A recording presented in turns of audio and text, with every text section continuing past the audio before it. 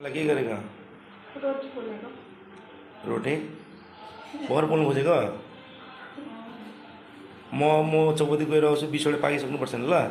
पाकेर चाहिँ के गर्ने केही नगर्ने गर्नु चाहिँ तर आफै रोटी पोलेर खाने के गर्नु गाइस बुढीले रोटी पोल्दाखेरि अर्डर दिएको थिएँ आफै गरम पनि नभने पोल्नु परिरहेछ गाइस के गर्नुपर्ने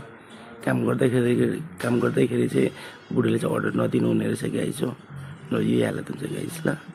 तपाईले अर्डर नदिने काम गरिरहेको बेलामा चाहिँ बुढीहरूलाई